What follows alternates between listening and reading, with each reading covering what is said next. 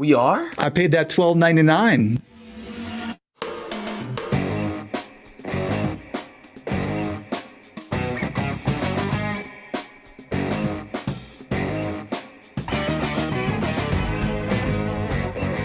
Hello everyone, this is Hearthstone Meta Hype. I am eCore100 with my friend Venga Dragon, and we are going to go over some pretty interesting topics today, as per usual. Let's start things off. How are you doing, Venga Dragon? I'm doing awesome. It is a great day. I saw some interesting stuff on Hearthstone. We got a lot going on, so I'm just looking to get into this. I saw your topics, and I'm like, yeah, we got to talk about that. Yeah, I've been thinking about it for a little bit, and yeah, I think that it's something that would be interesting to talk about. But, you know, called Meta Hype, so the first thing that we should talk about probably is the best decks in the meta. And right now, I personally think that the top decks are Soul Demon Hunter, just because it does pretty much everything you could ever want a deck to do. It's got decent control, it's got a lot of damage, and actually a decent amount of draw. Probably Bomb Warrior, and that's just been a top deck for me for a really long time. And then probably I'd say, this is where I differ from a lot of people, I think Lee Broom Paladin is actually a top 3 deck. I know that it is hard to play and it can sometimes like miss, obviously, if you don't draw all of the cards that you need, or if you don't draw Penflinger, but I think most of the time it'll do really well because it's not an RNG based deck like at all. There are almost no RNG aspects to it, except for whatever 1-drops you create off of first day of school, and then everything else is based off of your own merit and the cards in your deck and like the skill that you have after mastering that deck. So those are the top 3 decks for me. What about you?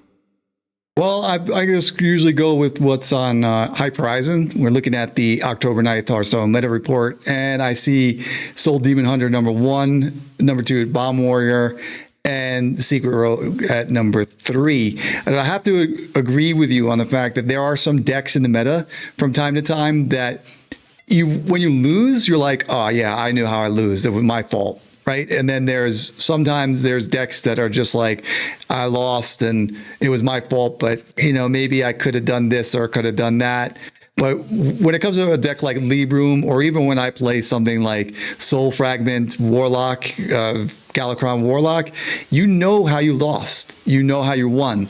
There's a way that you get there, and that comes from really because I think these two decks don't really have as much, or specifically Lee Broom, really the only random generation that you get are from the opening cards, your first day of school. And other than that, you really got to know your placement, your timing. You got to think about a lot of different things. So I would agree with you. That's a really high skill deck, and I do believe that it should appear higher on the tiers. It is number 7 on Hype Horizen, but maybe you could put it up to like rank 2, tier 2, and say that it's the 4th best deck. But I'm not sure about it being rank tier 1. So, well, okay, maybe it's just because I like the feel of like knowing exactly what's going on in my deck and knowing where I lost, because I found it easier to get better with that deck, because I'm like, okay, this specific card, which will be on my deck every time, works better in this situation than this situation, and maybe that's just why I've been doing better with it. Yeah, that's exactly what I said. If you can master a deck, and it's especially if you know specifically when you lose or when you win, or what moves that you could do to improve, then that's really good. And not every deck is like that. There's some that you're just like, how do I lose that? You can blame it on just one specific thing, like I didn't draw guardian animals or something in time, or didn't get the ramp or whatever, if you're speaking about Druid, so that deck has a lot of different points where there's turning points where you either can put pressure on your opponent or make them make a bad decision, or you get the choice to make a bad decision. So I like those kind of decks too. So that's why I would say it will push it up to tier 2, number 4, maybe B+, A-, A-, maybe B+, or A-. Yeah, I'll give it that, honestly. Maybe I bump it up a little bit too high just because of personal preference. But speaking of all these meta decks, do you think that the meta is kind of stale right now? I don't know what it is for me. I don't know if it's either the fact that I've been playing this set for like 2 months at this point, or the fact that I see the same basic 3 or 4 decks every single time. It's basically Soul Demon Hunter, Mage, and then some sort of Warrior or Rogue deck, and that's it. So to me, it feels a little bit stale, personally, but I want to hear your thoughts, because maybe it's different at like other ranks. Well, I think that at every single time that you're playing Hearthstone, there becomes that point where the meta can get somewhat stale, and it's a matter of perception. And that perception is how long you've been playing the game and what are your intentions. If your intentions are just to play one deck yourself and rank up, it can get kind of stale because you'll be seeing a lot of the different archetypes a lot of the same archetypes. Mm-hmm. If you're just like playing and you're experimenting with decks, there's a lot of experimentation that can still take place. Whether or not those decks are competitive is another story. I find myself trying to experiment with like crazy things like way too much. So I don't really rank up as highly as you do. So I don't have the same experience. In my experience, the meta always gets to a point where it is somewhat stale. And I think that has to do with the idea of the fact that there are so many random generated cards and stuff like that. I think that those just have a big suck factor. And when we get over to the next episode or the next portion of this episode, when we're on my channel, I'll talk to you a little bit about that in how we can improve Hearthstone. That's one of the topics in there. But I just wanted, the last thing I wanted to say on this is that you have the article that came out today on Hearthstone, I believe, that said, how did Hearthstone make such a healthy meta? Oh yeah, I read that like yesterday, I think, or I think it was yesterday or today. Yeah. And so again, that's going to be in the next episode, so we'll talk about that then. But yeah, I think the meta is a bit stale. I think only because some of the cards are just way overpowered, and there's some very polarizing decks, even though it's balanced, but nobody wants to play a 51% win rate deck when you can play something like 58 or 61, right? No, yeah. And you were talking about the RNG mechanic of it and just randomly generated cards, and I actually don't think that that's something that causes it to be stale. It's a different issue for me. It's more frustrating, but I do think that having that at least makes the games a little bit more unique and less super repetitive. But yeah, I've been seeing a little bit of an issue with that, and I think that when we talk about ways that we can improve the game, that would be pretty interesting. But I also got to give Blizzard some credit, because the meta is healthy, things are pretty balanced, and there's a pretty good diversity of decks. It's probably just a personal thing because I play dozens of games every day when I'm streaming. It's probably catered more towards the casual audience, I understand that. But for somebody who plays as much as I do, it's a little bit stale, personally. Yeah, interestingly enough, I did say random makes it stale. That's maybe one of my crazy perceptions here. I'm not sure what I meant by that, but I think it's just the same old, okay, they'll play you'll see that random generation, that card that randomly generates played, and then you're kind of like, okay, this one's, so in other words, everybody's playing those particular cards. Like you had put a tweet out the other day about the best 5 mana card in the game, which is, again, which one was it? That it was Jandis. Yeah. Now I totally agree with you. It's one of the best 5 mana legendaries probably ever printed.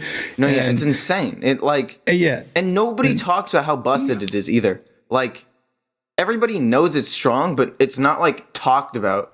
It's such a good card. It is. It's a great card, and so the thing is though but it's coming. Do you understand? Like, but you don't know what it's gonna derive. Like what's gonna be made from it. So in that part, I do find that part is like, what do they? That part is fun for me. Like, which card is it that your opponent had put the instant death on? And the other day, somebody got me really good. They were playing Rogue and put down Bamboozle and Jandis. And of course, wait. People run Bamboozle? What the heck? Yeah, Bamboozle right behind Janice. I literally haven't seen that card in like a season, like an entire season. Yeah, it did come off of the Jewel Thief though. But that's interesting. Wait, that's actually maybe really good with Jandis if you could combo that together, because they'll like try to kill Jandis or the one that dies in one hit, and it becomes an 8-drop. Wait. Yep. It's exactly. +3 mana cost, right? Bamboozle? Yeah. So it goes from 5 to 8. Wait, that's actually maybe really good. It is, and it was, and the way that they did it, I'm like, there would be no way that they would put that on the taunt in this situation, but they did. You know what I mean? Like, and it was great. It was such great trickery, and that for me was like just awesome Hearthstone. So in that aspect, it wasn't stale, but as a whole, though, I knew the card was coming, though. You know what I'm saying? Like, I kind of had a feeling it was coming. You just weren't like sure what it was going to produce. But you like when it happened, you rolled your eyes like, here we go again. Something's going to happen. Exactly. But it was much better than I expected. So there are some aspects of the samey type of thing, but Janice is a card that does have some really cool random generation that is good on both sides, and I like the skill behind the thought process on which one. And the mind games sometimes. Like you can do some pretty cool mind game stuff. Yeah, absolutely. And that's one of the things I think that makes Hearthstone great is the mind games. And because of the way that the meta is shaped up a little bit, there are not as many of those mind games that you can play with your opponent, because you're most of the time, depending on the class you're playing, you're on the defense so often because of the different aggro decks and stuff. I tend to play more control, so I'm always seem to be on the defense, even though you kind of are with a control deck, but you're not controlling, you're just on the defense. It's not like controlling the board, it's more of a like, okay, can I survive this turn? Yeah, exactly. You're always being pushed back on your heels, it's always first down on the 5-yard line lately, you know what I mean? So new game speculations. No, yeah. Speaking of just like the meta getting stale, what would make it a little less stale? A new game mode. And it was supposed to come out at least in the second phase. This at the beginning of the year, basically, Blizzard put out a roadmap of what they wanted to do for Hearthstone.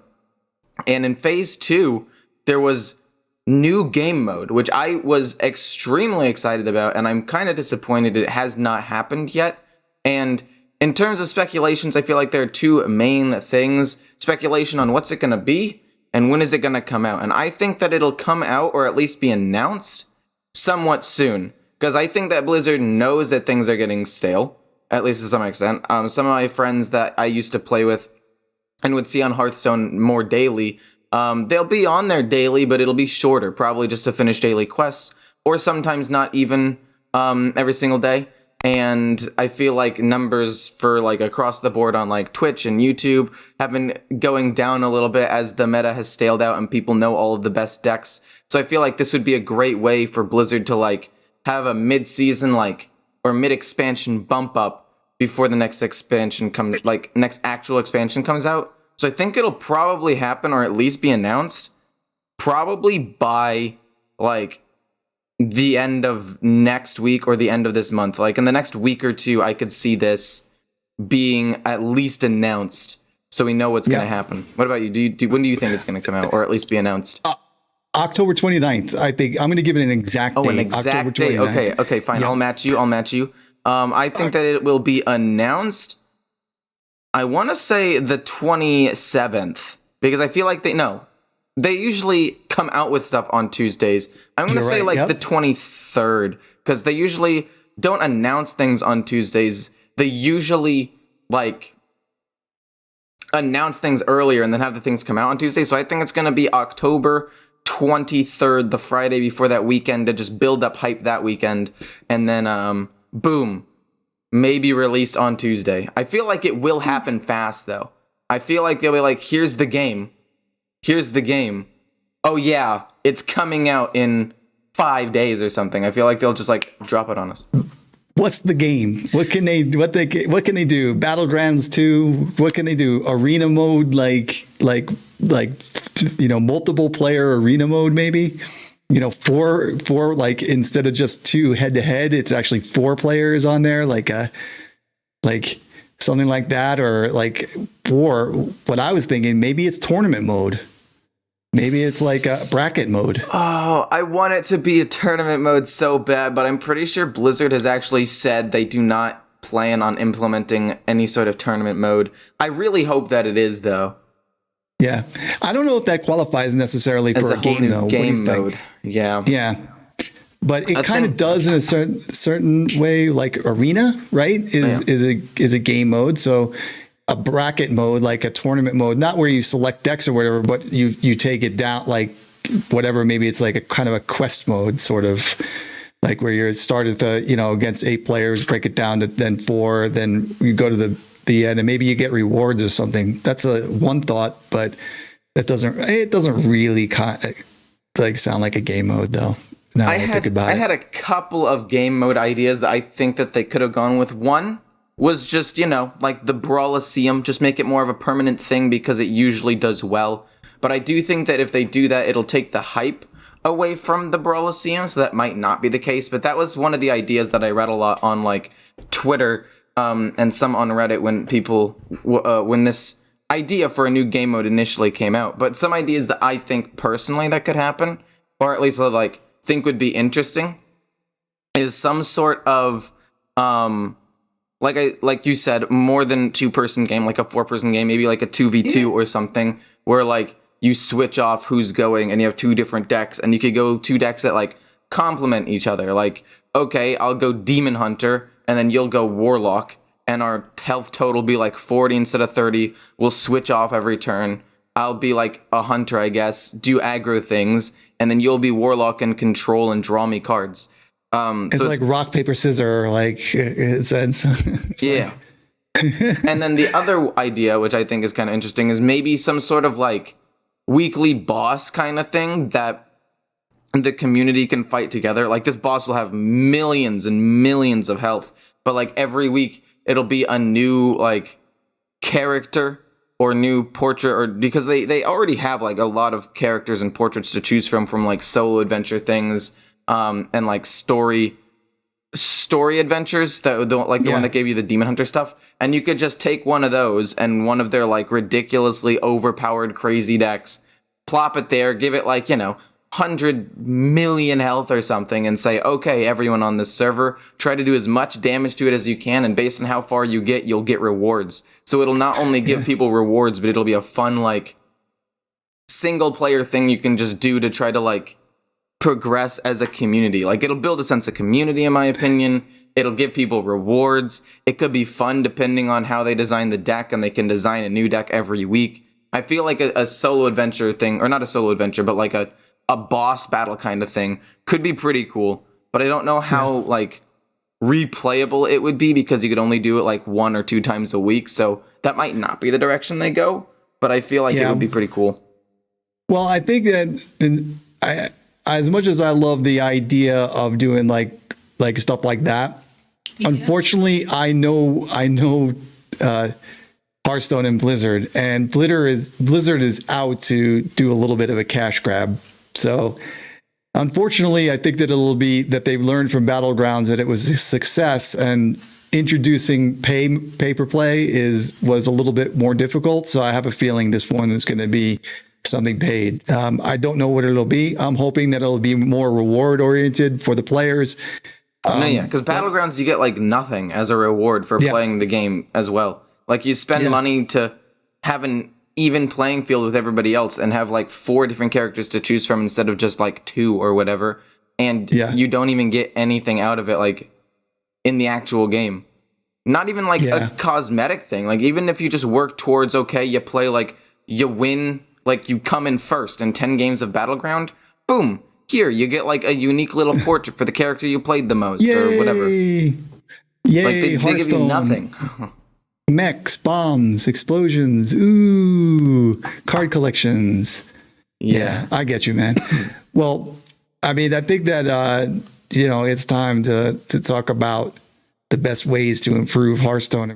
No, that's a good segue into the next episode. Yeah. We're going on to the next episode. Hey. Yeah, so if you like what you heard, feel free to like, comment, subscribe on my channel. And we are now on Spotify, Apple, and Amazon, at least. Those are the 3 big ones that I know of.